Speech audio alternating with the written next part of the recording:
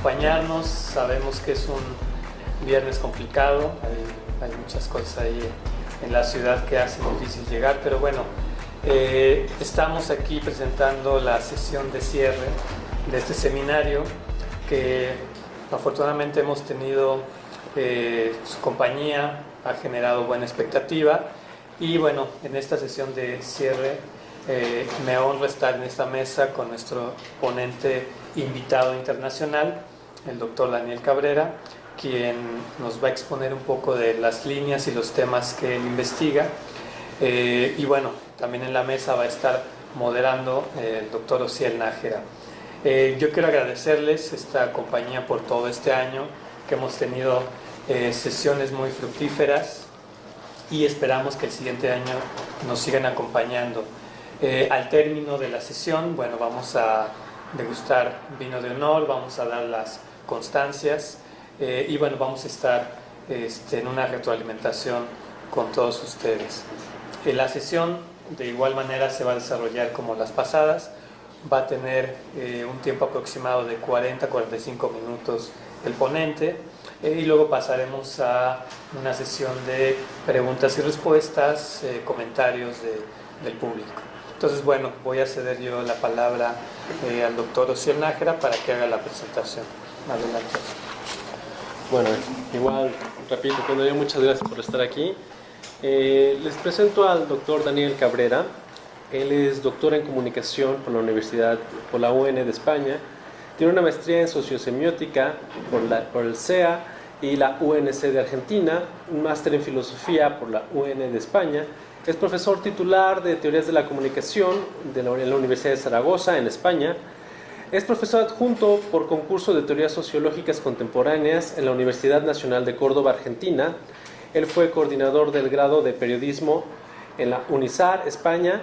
Actualmente es coordinador del doctorado en comunicación en la Facultad de Comunicación de la Universidad Nacional de Córdoba, en Argentina. Ha publicado los libros Lo tecnológico y lo imaginario en 2006, Fragmentos del caos, Filosofía, sujeto y sociedad en Cornelius Castoriadis en 2008, ambos en Editorial Biblos, en Buenos Aires. El libro Comunicación y cultura como ensoñación social en Editorial La Fragua en Madrid 2011 y decenas de artículos académicos en revistas internacionales, entre ellos El imaginario textil griego y La comunicación 2014. Están disponibles online, pueden entrar a su perfil de academia.edu y bueno, su correo electrónico es dan-hcap@yahoo.es. Bueno, Daniel se centra mucho en temas del imaginario, en temas que tienen que ver con comunicación, educación y tecnología. Y pues bueno, consideramos que para este seminario pues, era pues como la cereza del pastel para poder cerrar casi con broche de oro en torno a toda esta temática que hemos ahondado a lo largo de estos 6 meses. Entonces, bueno, sin más preámbulo, pues los dejo con Daniel y gracias. Bueno, gracias, muchas gracias. La verdad que muchísimas gracias por la invitación. Hablamos hace mucho de esto, en aquel momento noviembre parecía lejanísimo. Y la verdad que dicen que la familia se define como el lugar al que uno siempre vuelve, ¿no? Y digo, México se parece mucho en eso para mí, para mi experiencia, ¿no? Por los afectos que trenzan cada vez que vengo, mi situación aquí, el estar aquí, la verdad que muy, muy feliz. Lo único que no sé si Ricky Martin habrá hecho mucho efecto, ¿no? Por lo de la cereza del pastel con la mordidita, ¿no? Después, no sé cómo. Pero bueno, tengo que cuidarme en ese caso. No sé si es por eso o porque me han puesto el vino al fondo, como diciendo, bueno, si querés llegar allá al vino, tenés que primero pasar por tu conferencia. Pero bueno, la verdad que en serio, muy, muy agradecido y muy feliz. Y el contexto de este seminario me pareció interesante en la propuesta. Yo cuando me invitó Gladys y vi lo que habían hecho el año pasado y la variedad de temas enfocados, la variedad de enfoques teóricos, la variedad de problemas abordados, me parecía realmente interesante. De todas maneras, el género conferencia conferencia magistral está, digamos, moderado por el hecho de ser un discurso para ser discutido, con lo cual yo no voy a profundizar aspectos, digamos, voy a tratar de profundizar una pequeña idea central, pero van a quedar muchos flecos sueltos, con lo cual espero que en la discusión todo eso podamos hablarlo, intercambiar y todo eso, ¿no? No voy a exponer un artículo escrito en el sentido de, bueno, va a ser una cosa cerrada o o bueno, ya digamos toda la discusión, digamos, sin necesidad de hacerla, ¿no? Así que es una puesta a prueba, digamos, de ideas.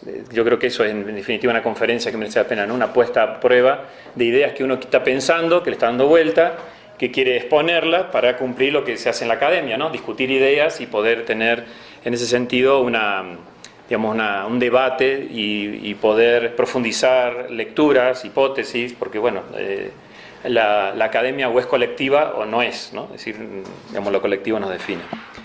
Yo había pensado al estilo de las reuniones que hacen los ejecutivos, vieron que le llaman topless, es decir, porque sin laptop, ¿no? Es decir, entonces le llaman topless.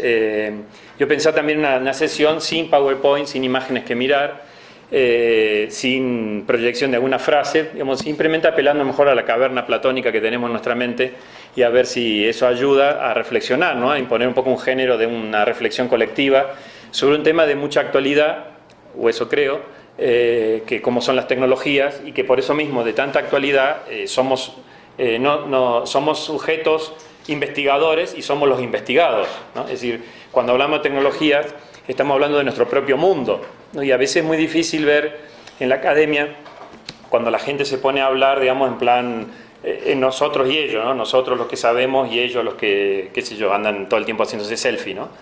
O cosas de ese tipo. Y realmente no.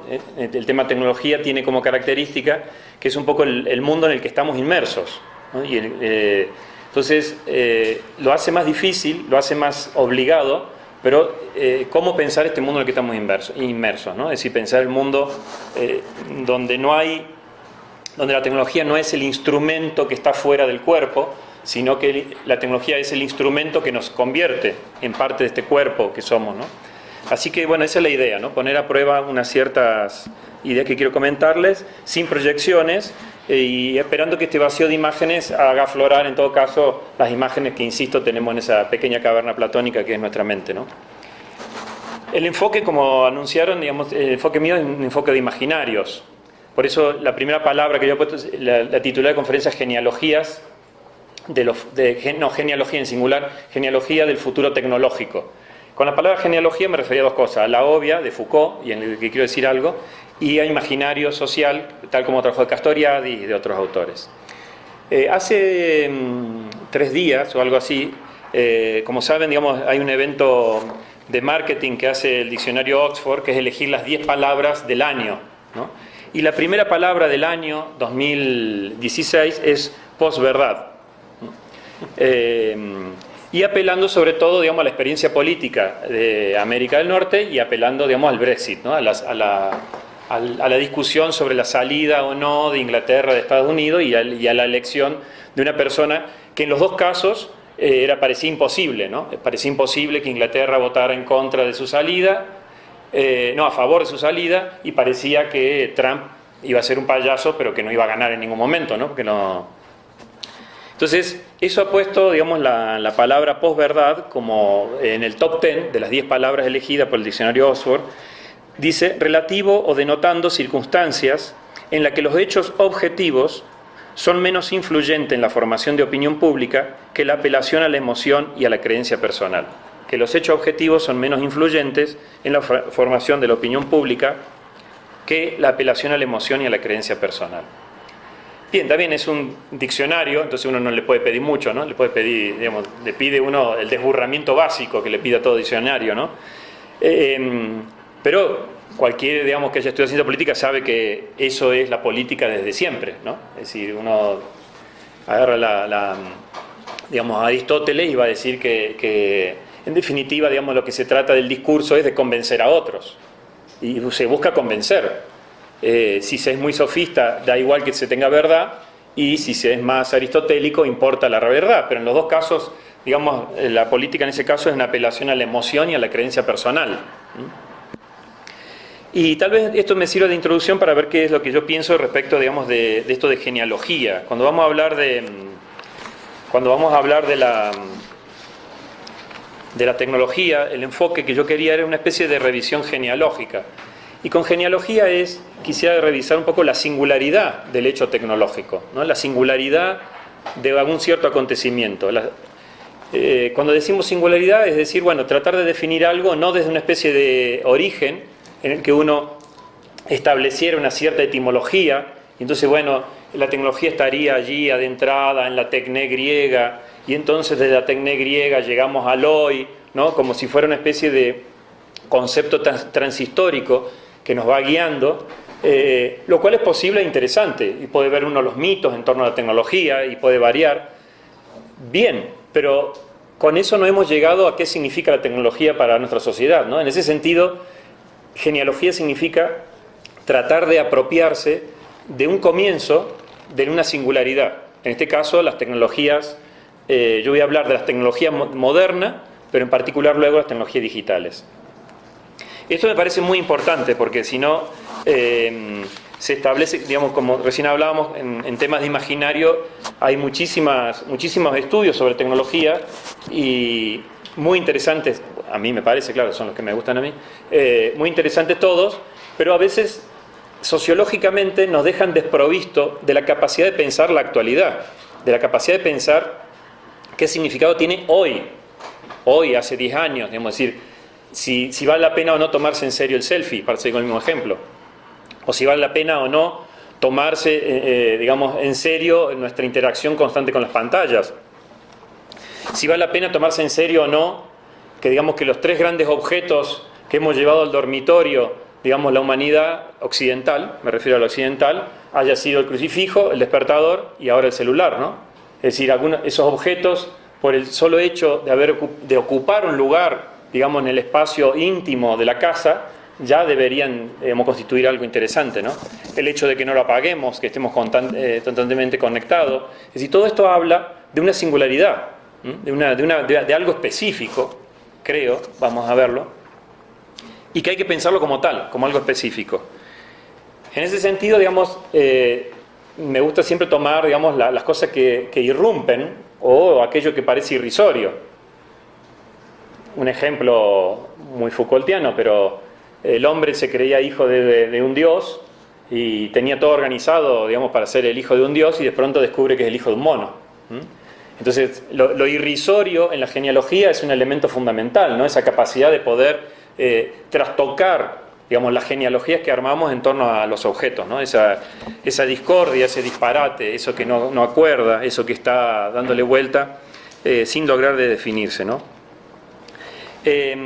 Y por eso mismo lo que interesa cuando uno toma un objeto o una cosa para estudiarlo es todos los efectos que lo constituyen, ¿no? A lo mejor un poco desde la filosofía pragmática, ¿no? Es decir, no es solo la cosa, en este caso todo esto que tenemos aquí, ¿no? Que estamos llenos, ¿no? Estamos llenos de la tecnología digital a la que estamos refiriendo, no es solo la cosa, sino todos los efectos que produce esa cosa, ¿no? Aquí están las empresas privadas, aquí está el software libre, aquí están nuestras dinámicas con los aparatos, y todo eso es parte de estos efectos, son parte del fenómeno que queremos analizar, ¿no?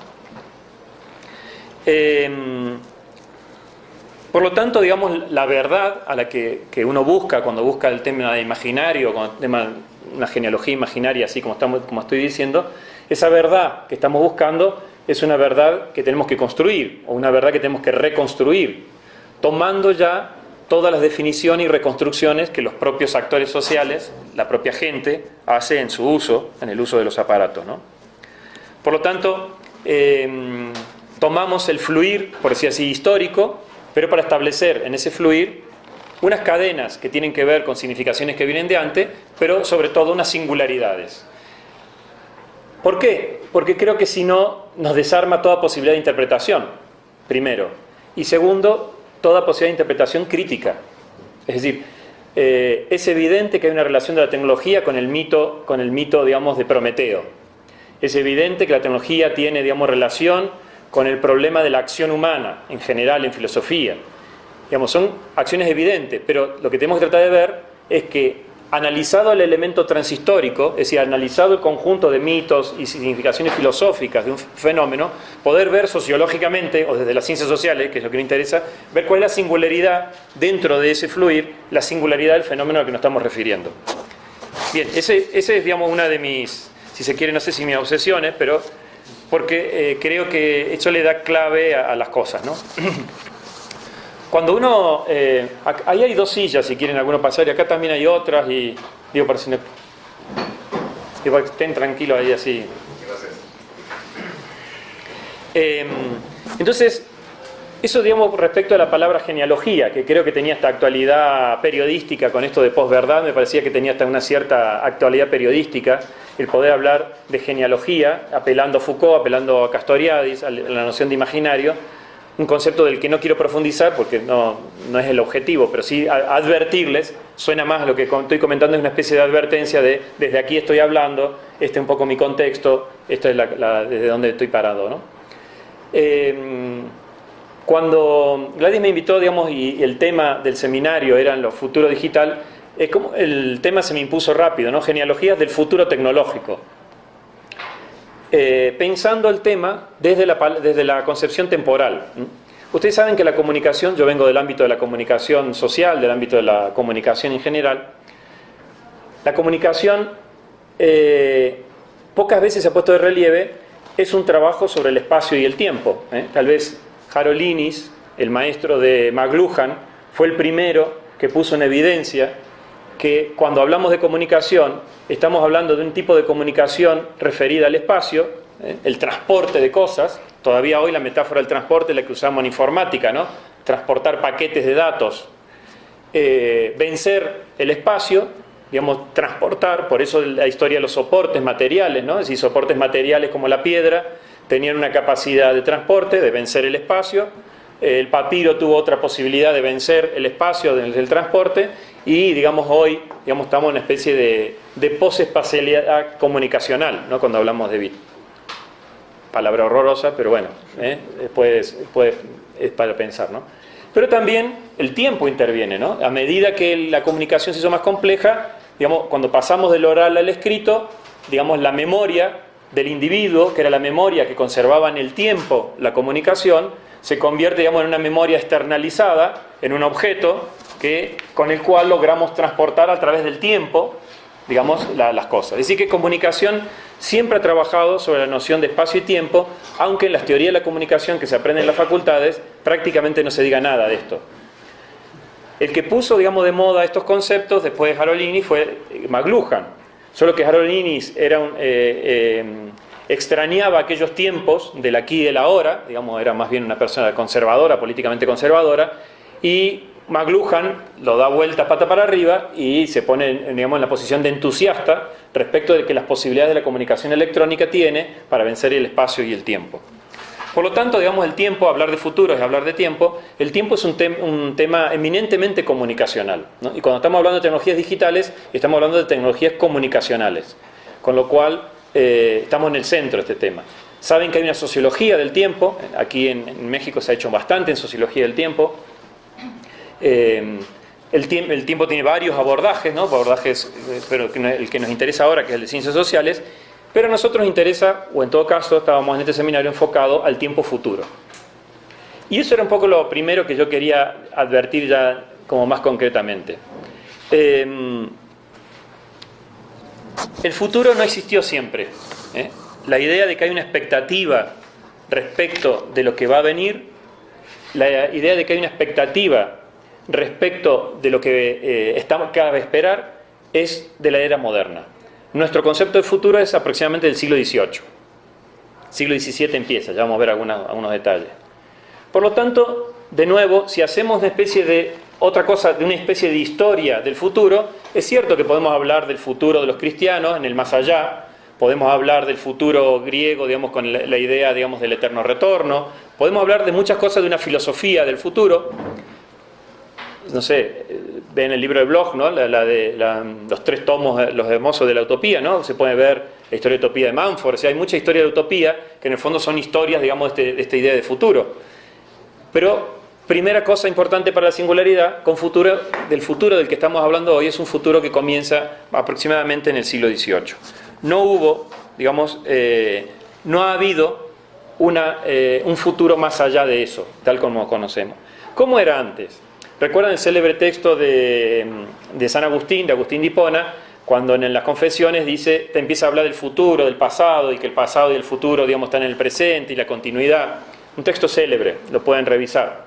Pero ¿cuál era el concepto que había antes del siglo XVIII? Tal vez San Agustín lo especifique bien. La idea era que había pasado, había presente y había futuro, que iban apareciendo, digamos, de acuerdo a un determinado momento. Es decir, la idea del pasado y presente y futuro era que el tiempo estaba establecido. ¿Cómo lo estaba la Tierra, el Sol y la Luna? Que simplemente aparecían y desaparecían, se escondían, ¿no? Entonces, el futuro se parecía a algo más espacial, donde aparecía o desaparecía junto con el pasado, de acuerdo a los momentos de la vida, de acuerdo con lo que tenía. Lo único que rompía con ese concepto más espacial del futuro y por tanto de la temporalidad, era lo único que hoy podríamos concebir, lo que es el más allá. La propia expresión más allá se refiere también, digamos, a ese cielo definido en términos espaciales, ¿no? Es decir, el espacio del más allá, ese cielo, digamos que incluso hasta en la ficción aparecía como ese cielo al que vamos, el más allá, el acá, ¿no? Por lo tanto, el futuro o el tiempo en ese momento tenía que ver más con el aparecer y desaparecer de cosas que existían y que cabía esperarlas. ¿Qué le cabía esperar, digamos, al ser humano? Que salga el sol, que salga la luna, que aparezca el futuro, que aparezca el pasado. Es decir, la idea era que el futuro no era algo sobre lo que nosotros teníamos incidencia, sino el futuro era que cabía esperar y por lo tanto la actitud, digamos, ¿a quién iba a consultar uno el futuro? Es al profeta. El profeta era el que con su conocimiento de la divinidad y por lo tanto esa divinidad que vive en ese espacio que está más allá, nos podía advertir de, bueno, que si nos seguimos portando mal nos va a mandar una maldición. O digamos en mundos religiosos también de aquí, es decir, que aquí hay todavía otra silla y ahí tienen otra, miren si quieren. O en futuros, digamos, también más mesoamericanos, que ese futuro podía servirle, digamos, porque como se estudiaba los eclipses, se podía decir, bueno, un eclipse, pórtense bien, porque si no los eclipses, digamos, el cielo, voy a oscurecer el cielo y lo demás, ¿no? Es decir, el concepto tradicional, antiguo, era más espacial, era preexistente, y al hombre no le cabía más que, como al sol y la luna, esperarlo, y en todo caso cabía consultar al profeta que nos advirtiera sobre qué posibilidades había de que ese futuro adviniera o no. De ahí vienen todas la oniromancia, es decir, digamos, el predecir por los sueños, la quiromancia, la de los pájaros, que no me acuerdo cómo se llama, bueno, todas las artes adivinatorias, que en realidad eran artes adivinatorias para tratar de ver qué es lo que ya se viene. Ya está, eso iba a venir, de todas maneras. Simplemente lo que el brujo o el profeta en general nos podía advertir era de que, bueno, te he preparado para eso. Si estamos en 7 años de vacas gordas, ¿no? Es decir, bueno, ya van a venir 7 años de vacas flacas. Bueno, advertimos, prepárense. Es decir, la profecía no incidía sobre el futuro, sino que en todo caso incidía sobre lo que podíamos llegar a hacer para acomodarnos ante lo inevitable. Era inevitable que esto sucediera y por lo tanto cabía esperarlo. Esto está, digamos, en la noción, en latín, esto tenía que ver más con el advenimiento, ¿no? El adviento, de donde vienen nuestras palabras, ¿no? De adviento, advenimiento. Es decir, estamos aquí, ese futuro viene hacia nosotros y está aquí, ¿no? Hay varias historias del tiempo, varias historias del futuro que se pueden consultar. Bien, siglo XVII comienza a haber, digamos, una crisis de diversos calibres, pero tal vez la crisis más interesante aparece con el nuevo lugar que va a ocupar el hombre, ¿no? El giro copernicano del que habla Kant. Es decir, ya, digamos, el ser humano se pone en el centro del conocimiento, el ser humano se pone en el centro del universo, pero de una manera distinta, sabiendo que no es el centro, sabiendo que no es el centro cosmológico, sino en todo caso un centro antropológico. Y en la filosofía kantiana, digamos, tal vez sobresale y es más conocida, la que empieza a hablar, digamos, de otro tipo de perspectiva, por ejemplo, del tiempo infinito. Así como Newton podía hablar de un espacio infinito, digamos, en filosofía se comienza a especular con un tiempo infinito.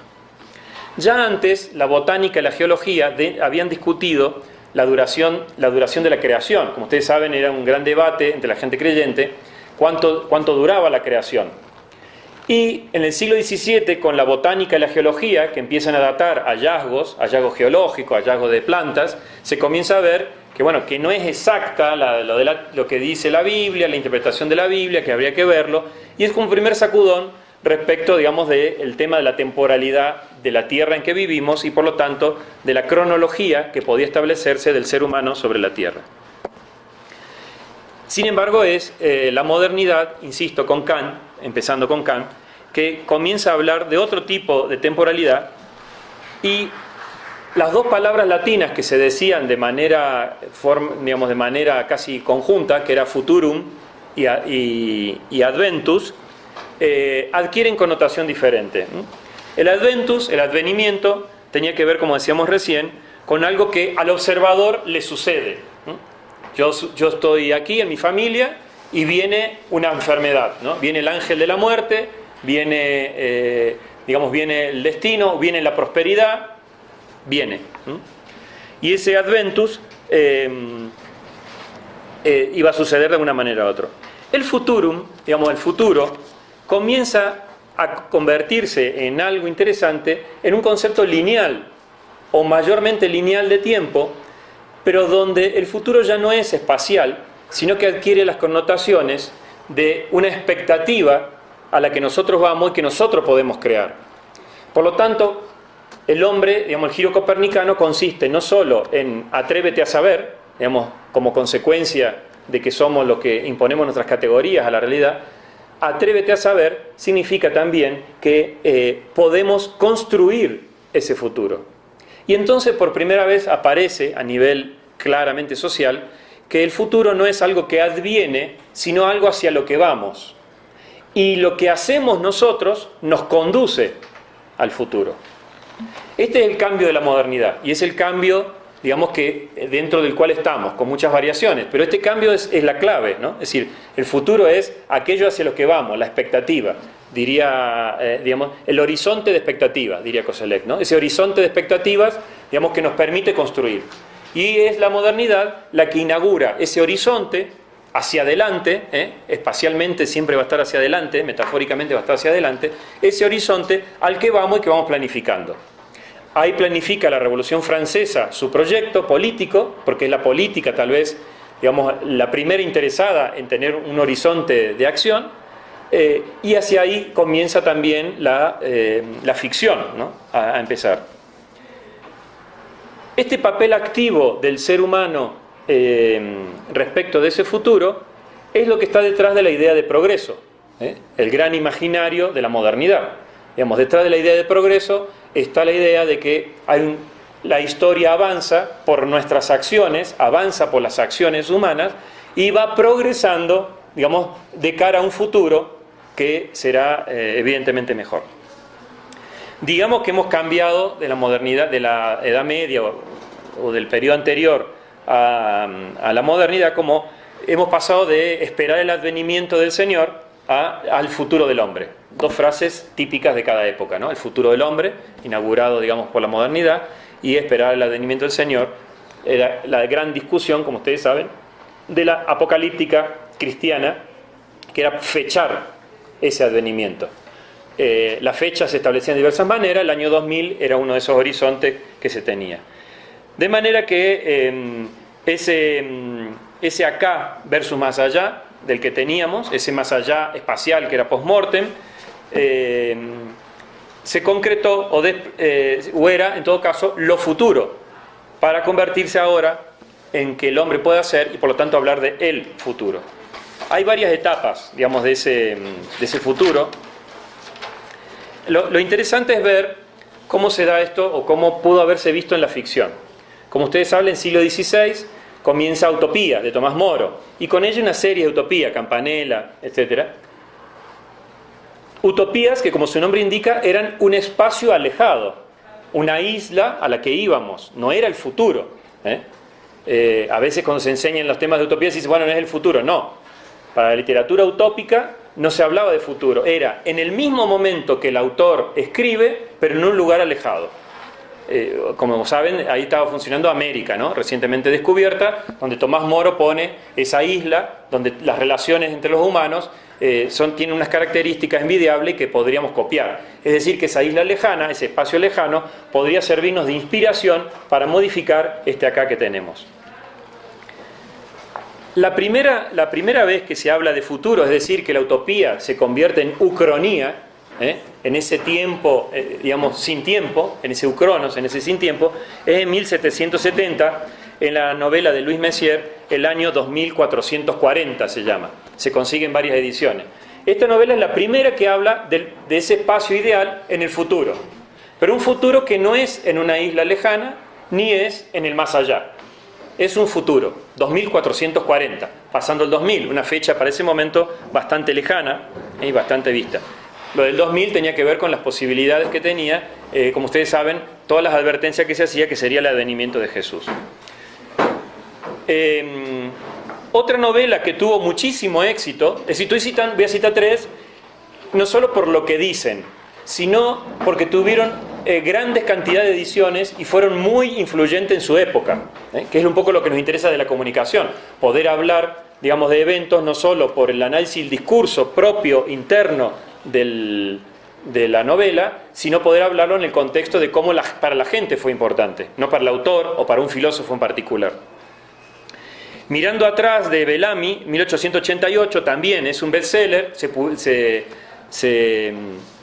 se publican varias ediciones en varios idiomas, y de nuevo se traslada a un futuro, y de ese futuro mira hacia atrás a ver cómo estamos en ese más atrás visto desde el futuro. Un ejercicio de imaginación de ver cómo nos veríamos hoy desde ese futuro. Y por supuesto La máquina del tiempo, 1895, de H.G. Wells, ¿no? Que tendría como característica, es la primera vez que ese futuro está de la mano de la tecnología. Las anteriores novelas, la forma de viajar era por el sueño. Uno se dormía y ¡puc!, aparecía ya en 2440 y allá estaba, ¿no? Se transportaba. Estábamos hablando hoy del tema de la importancia, digamos, de una sociología del sueño, ¿no? De lo interesante que sería poder trabajar en la sociología del sueño. Hay mucho trabajo de historia del sueño, con lo cual ya estamos a mano. Ya, cuando la historia empieza con algún tema, ya los sociólogos podemos decir, bueno, que tenemos material empírico. Entonces, lo interesante de H.G. Wells es que el transporte al futuro es por una máquina, con palancas, con correas, con la máquina típica del siglo XIX, engranajes, motor, electricidad, etcétera, etcétera. Pero, ¿qué es lo que representaba ahí? Porque es lo que viajaba, así como los aviones viajaban en el espacio, él imaginó una máquina que viajara como los aviones, pero en el tiempo. Esa era la metáfora que estaba usando en el fondo, ¿no? La metáfora, digamos, de estoy viendo que hay unos aeroplanos que pueden volar por el espacio, hagamos algo que viaje por el tiempo. Y también está en el fondo la experiencia del cine. Es decir, por primera vez, digamos, podemos objetivar el tiempo en el transcurrir de una historia. Es la primera vez, por lo tanto, digamos, hay una gran importancia respecto del cine en la concepción o en la percepción que tenemos del tiempo. Digo, esto se junta, ¿no? La idea, digamos, del avión como que nos transporta en el espacio, la idea del cine que nos enseña a ver el paso del tiempo independientemente de nosotros como una continuidad. Bien, estos son algunas pinceladas para ver de qué manera no podemos trasladar la noción de tiempo y de futuro hacia atrás como si nuestro concepto siempre hubiese estado. Es decir, hay una fecha, tiene que ver con, insisto, siglo XVIII, para hablar de nuestra concepción del futuro, y hay, por lo menos en el siglo XIX, una materialidad donde comienza a trenzarse lentamente con H.G. Wells, comienza a trenzarse lo tecnológico con el futuro. Es decir, comienza a trenzarse la idea de que si el futuro depende de nosotros, es probable que nuestra mejor obra, que es la tecnología, sea algo que nos transporte a ese futuro. Es decir, que la tecnología se convierte lentamente en el mayor símbolo de nuestras posibilidades de éxito en ese futuro. La electricidad y el tren, como saben, son, digamos, esos dos elementos por excelencia de la tecnología del siglo XIX, principio del XX, que aseguraban un cierto futuro. Comento siempre, ¿no?, la frase de Lenin: el comunismo es socialismo más electricidad, ¿no? Es decir, la electricidad y digamos, la tecnología era transversal, no era un concepto capitalista, diríamos hoy, o liberal. Digamos, la tecnología atravesaba las ideologías para generar un acuerdo en que había un futuro mejor, sea socialista, o sea de consumo, o sea de lo que sea, y en ese futuro mejor la tecnología ocupaba un lugar clave. por eso, digamos, la noción de progreso estaba fuertemente asociada al progreso tecnológico. Como ustedes saben, guerras mundiales, Gulag, bomba atómica, campo de concentración, etcétera, etcétera. El descrédito en el que cae la noción de progreso en la primera mitad del siglo XX es total. Ese descrédito en el que cae la noción de progreso tan estudiada y tan vista hace que se comience a hablar de desarrollo, pero el concepto de historia es el mismo. Pero sobre todo lo que se hace es separar el progreso social del progreso tecnológico. Es decir, se comienza a hablar de un futuro, pero donde el futuro tecnológico no necesariamente implique futuro social. Con la Segunda Guerra Mundial se abre un espacio muy interesante porque se abre el espacio de reconstrucción. Es decir, bueno, ahora vamos a construir un mundo nuevo. Lo mismo que habían dicho después de la Primera Guerra Mundial con la Sociedad de las Naciones. Bueno, ahora se convierte en las Naciones Unidas. Es decir, bueno, vamos a hacer un espacio nuevo. Nos reorganicemos, veamos qué vamos a hacer.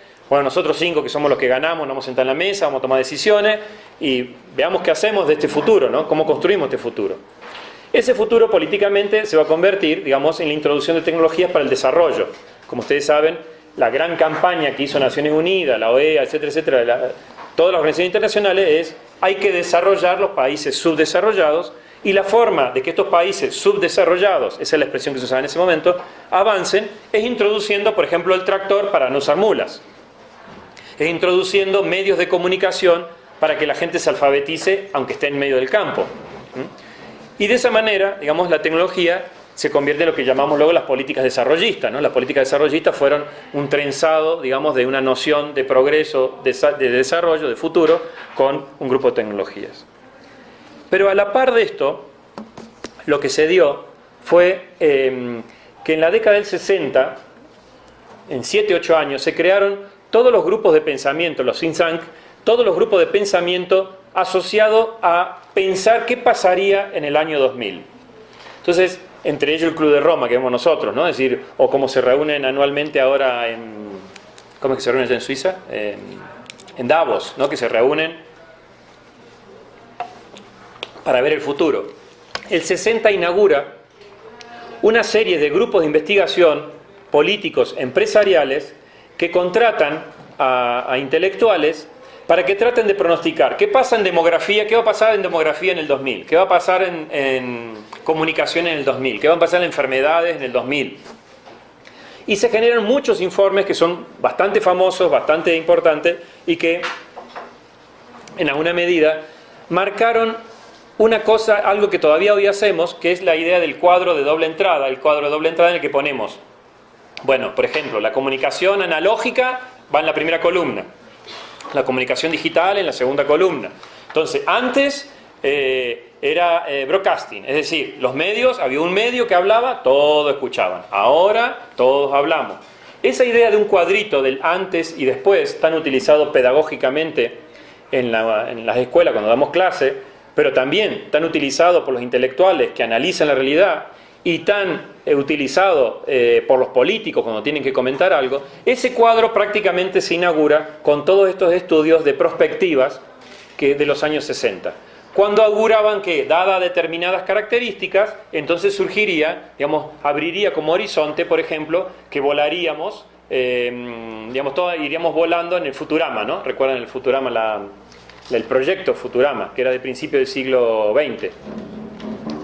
No el dibujo animado, pero el dibujo animado se llama y está inspirado en la visión que tenía el proyecto Futurama, un proyecto francés de Futurama, que era un proyecto, digamos, donde uno veía la sociedad futura con cosas muy parecidas a la que tiene el dibujo animado de Futurama. Entonces, claro, comienzan esos pronósticos o esa perspectiva, pero esa perspectiva comienza a ser, entre comillas, científica. Es decir, se comienza a acertar cosas que van a suceder. Pero hubo un pequeño error entre los que se salva poca gente, entre ellos Alvin Toffler, recuerdan la tercera ola, o el choque del futuro. Es uno de los pocos que se salva, que analiza a la par de cómo va a ir avanzando la tecnología, cómo avanza la sociedad.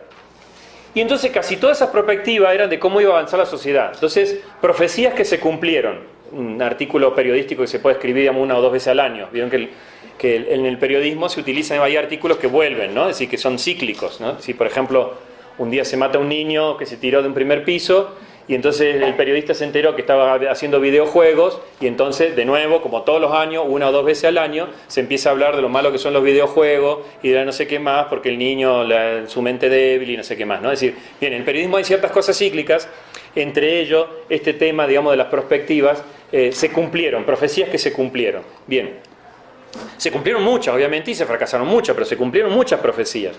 Pero la característica tal vez más interesante es que las que no se cumplieron tuvieron que ver con no haber tenido en cuenta dinámicas sociales que adquirían determinadas tecnologías. Por ejemplo, las tecnologías computacionales. Las tecnologías computacionales eran vistas todavía como tecnologías de cómputo, no tecnologías de comunicación. Es decir, tecnologías de información, pero no tecnologías de comunicación. Entonces, por ejemplo, ahí hay un gran vacío, ¿no? Es decir, piensen, fruto de todo esto son las películas que hemos visto de ciencia ficción, ¿no? De las cuales, lo cito, pero digamos, muchísimas películas. Por ejemplo, alguna que nos hablaba de que nos íbamos a hablar cara a cara en un teléfono y, digamos, casi gratis, que parecía lejanísimo, y hoy en día, digamos, WhatsApp, Skype, digamos, un montón de aplicaciones, digamos, hace eso que sea una banalidad, ¿no? Que sea algo totalmente asumido. De manera que todo esto apunta a una perspectiva de lo que cabe esperar. Eso permite, eso se vuelve performativo, porque los propios políticos comienzan a actuar con las perspectivas de estos grupos de pensamiento. Entonces comienzan a tomar decisiones que tienen que ver con esa. Una, el control de natalidad. Es decir, parte de la perspectiva tenía que ver con una discusión malthusiniana, pero una discusión que tenía que ver, bueno, ¿a dónde vamos a ir con tanta gente? Como ustedes saben, hace poco, 1 año o 2, ¿cuándo fue que Obama pidió perdón por las operaciones quirúrgicas que hicieron a mujeres guatemaltecas? Digamos, bien, saben también los que se dedican a comunicación que Matelar era demógrafo y empezó estudiando no comunicación, sino, digamos, los métodos anticonceptivos aplicados por los gobiernos para controlar la población. Y eso tenía que ver con la perspectiva que se estaba realizando. ¿Qué se hace en una ciudad? ¿Para dónde crecerla urbanísticamente? Se hace en base a perspectiva. Es decir, que la perspectiva comienza a ser una herramienta de planificación urbana, una herramienta de planificación social, etc. Con cuidado, con prevención, pero se comienza a hacer no solo ya un ejercicio puro de imaginación, sino un ejercicio puro de imaginación política, por lo tanto de hacer. Bien, este es un tema, ¿no? Es decir, cómo el futuro se comienza a entrelazar con lo tecnológico, cómo las predicciones se convierten en prospectivas y cómo estas prospectivas, en definitiva, están centradas en tecnología. Muchas cosas cambiaron, ¿no?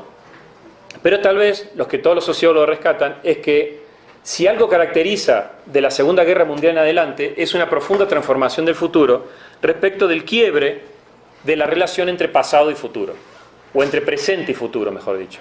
Se fractura la relación entre presente y futuro porque comenzamos a tener la experiencia de que aunque en el presente sucedan ciertas cosas, no sabemos qué va a pasar en el futuro.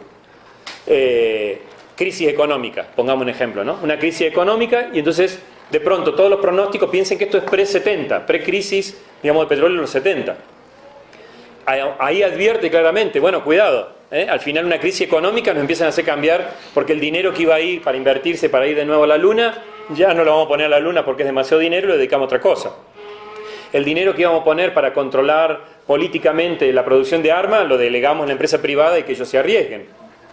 Es decir, la crisis económica comienzan a hacer ver, a fracturar la relación, entre comillas, necesaria que habría entre el presente y el futuro. Y comienza lo que Ulrich Beck y Luhmann y otros sociólogos han llamado la sociedad del riesgo. Es decir, comienza a verse el futuro con un concepto técnico como el de riesgo. La sociología del riesgo comienza a advertir, cuidado, porque dado estos patrones, digamos, la sociedad en la que vivimos es las soluciones que producimos producen los problemas. Es decir, la producción de problemas se hace buscando soluciones.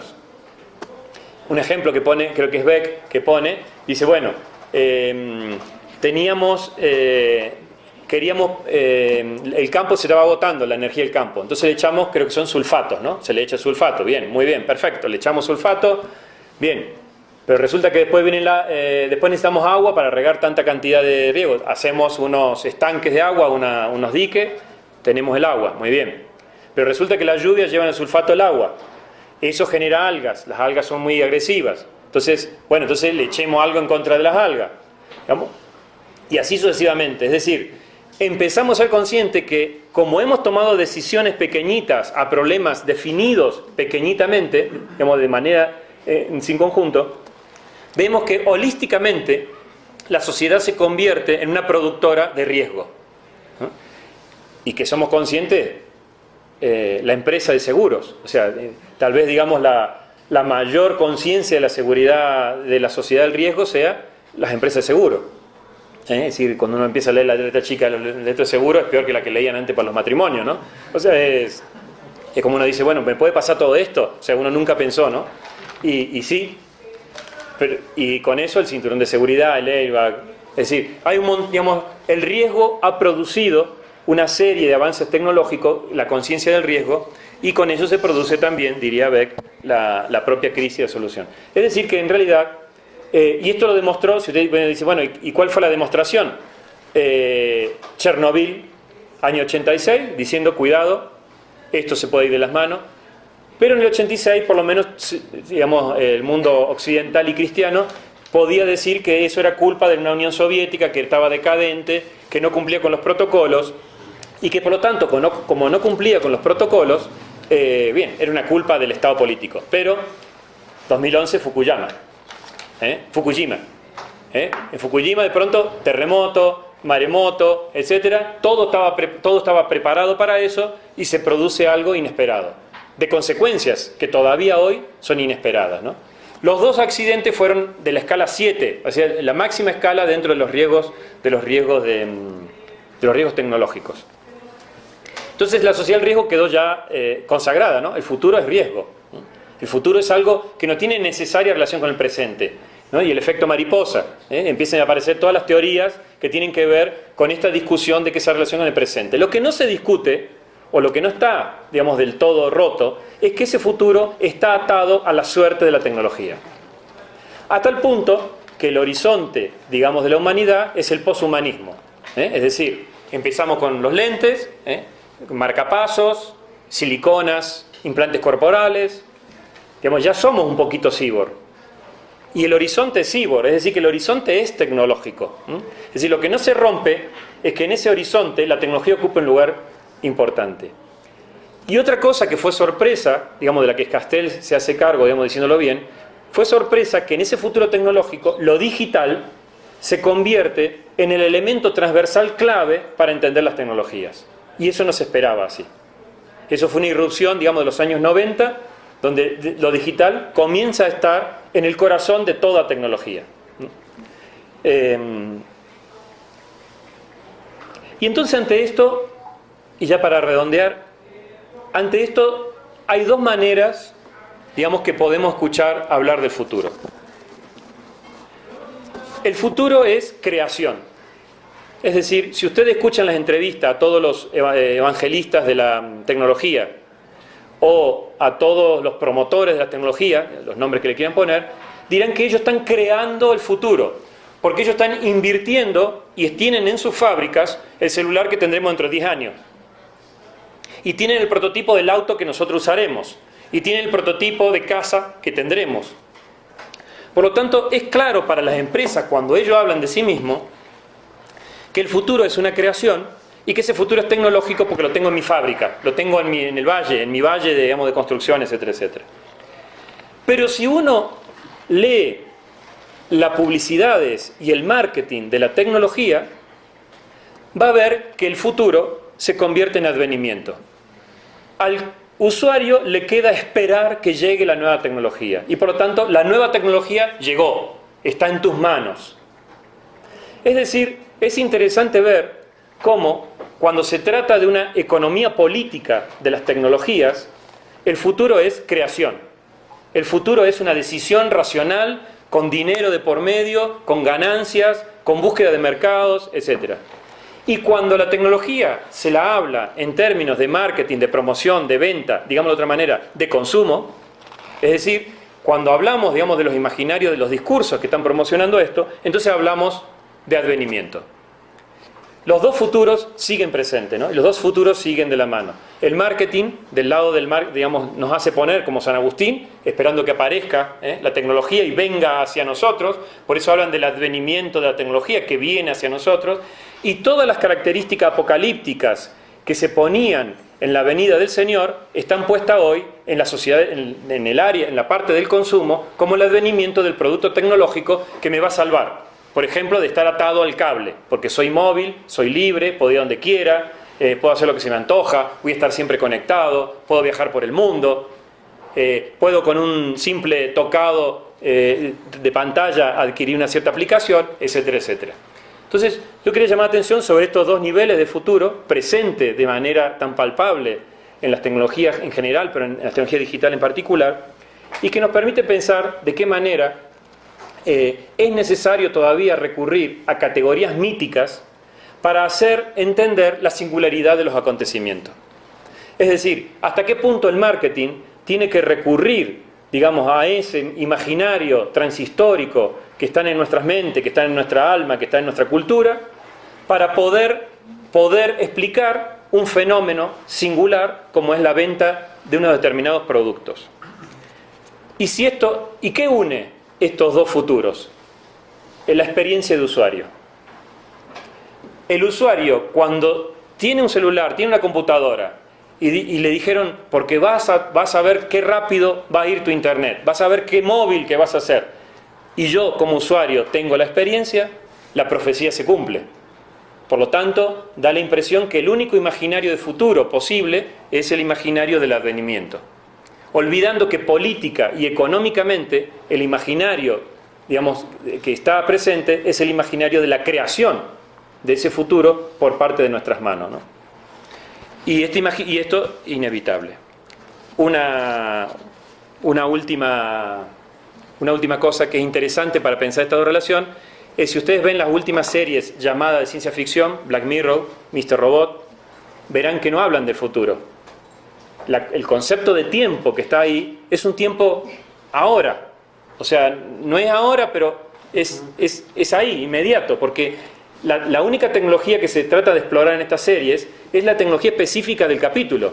Pero los autos siguen siendo los mismos, las casas las mismas. Sí, con un par de chirimbolos, si tuviéramos dinero, tendríamos esa casa hoy. Pero no tenemos esa casa porque no tenemos el dinero, no porque la tecnología no esté disponible. Por lo tanto, es interesante ver cómo la ficción, que es nuestro gran aliado para entender la realidad, está explorando escenarios de un futuro inmediato que tiene que ver con cosas que usamos hoy, ¿no? Por lo tanto, esa ruptura entre el presente y el futuro del que hablan los sociólogos, probablemente la ficción se haga cargo para decir, bueno, pensemos este futurín, esto que puede pasar mañana, dadas ciertas condiciones como tener dinero, ¿no? Bien, estas son ideas para pensar o para a ver si se les ocurren ideas, comentarios, lo que sea, ¿no? Muchas gracias.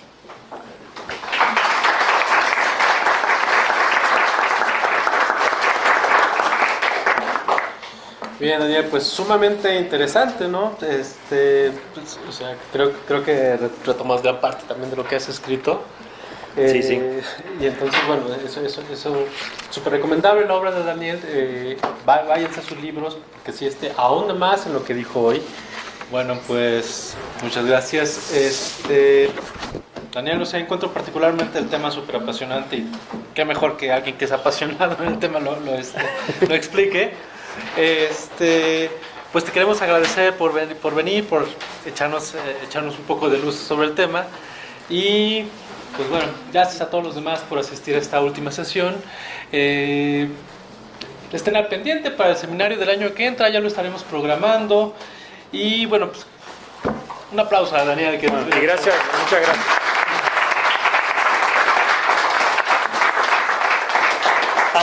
Antes de entregarle el reconocimiento al doctor Daniel, unos pequeños anuncios. Hay una lista. El reconocimiento era el vino. Hay una lista para los asistentes que llegan a la sesión de hoy, que tengan su constancia. Las constancias de los asistentes ya inscritos al seminario las tenemos aquí, también las vamos a repartir. Vamos a degustar vino, pues están todos invitados. Y bueno, estén al pendiente de lo que viene para el siguiente año, y nuevamente agradecerles su participación a este seminario. Agradecer que nos acompaña también las autoridades, el rector de unidad Lerma, el doctor Sordo, gracias por su presencia. Agradezco al comité No sabía, organizador. cuando dije lo de la autoridad no sabía que a este no lo invitan más. Y bueno, agradezco también al comité organizador por toda la labor que han hecho durante este año. Y bueno, vamos a brindar. Muchas gracias. Bueno, gracias a ustedes en serio y gracias por la invitación y estar aquí. Muchas gracias.